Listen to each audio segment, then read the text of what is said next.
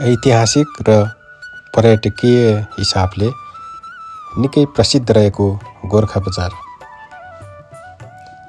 आज मिति 2082 साल असोज 9 गते अर्थात् 2082 साल बडा दशैंको आज चौथो दिन आज हामी चाहिँ गोरखा कालीका दर्शन गर्न गइरहेका छौं।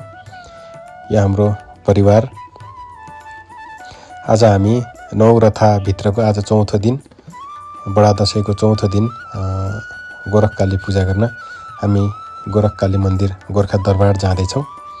यहाँबाट हाम्रो यात्रा सुरु गर्न लागिरहेका छौँ। यो चाहिँ तपाईँ थोरै बजारबाट लगभग आधी घण्टा गाडीमा यात्रा गरेपछि यो चाहिँ तपाईँको पार्किङ गर्ने ठाउँ गोरखा दरबारमा जानुभन्दा अगाडि यो पार्किङ गर्ने ठाउँ। यहाँ पार्किङ राखिसकेपछि तपाईँ 5 मिनेट जति चाहिँ तपाईँ थोरै सिँढी उक्लिनु पर्ने हुन्छ गोरखा दरबार पुग्नको लागि।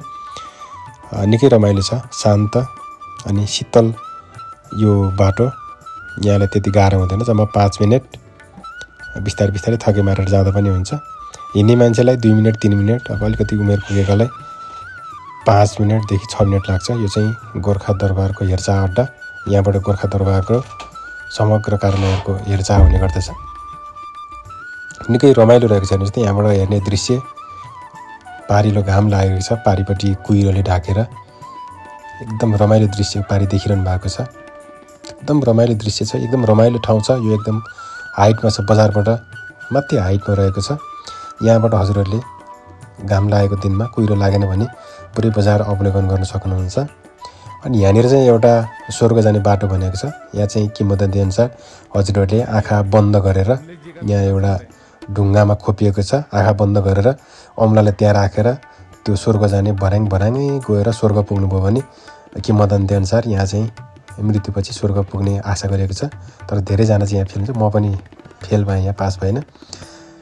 तर एउटा विडम्बना दुःखको कुरो, यो देशको अहिलेको यो मुगलिन नारायणघाट सडक खण्डको पहिरो र काठमाडौँ मुगलिनको सडक खण्ड पहिरोको कारण यहाँ आवाजावत गर्ने यात्रुहरू न्यून देखियो। 10-15 जना भन्दा हामीले देख्न सकेनौँ, नत्र यो नौरथाभरि एकदम भिड लाग्ने ठाउँ हो यो गोरखा दरबार।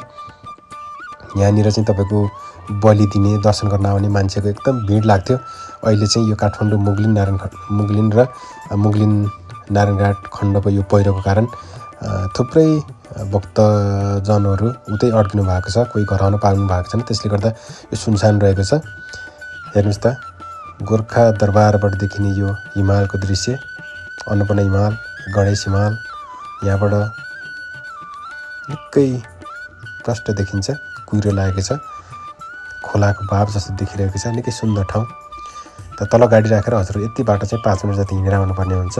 यो चाहिँ गोरखा दरबारको माथि डाँडामा रहेको पशुपतिनाथको मन्दिर हो। यहाँ पशुपतिनाथको मन्दिर छ। यहाँ दर्शन गरेपछि यहाँहरूको मनोकांक्षा पुरा हुन्छ। निकै रमाइलो दृश्य देखाइरहेको छु म यहाँलाई। कुहिरो लागेको छ, हल्का घाम पनि लागेको छ, पानी कुहिरो लागेको छ। पानीको सतह जस्तो माथि देखिने, हेर्नुहोस् त, हेर्दा पनि मनमोहक। यो चाहिँ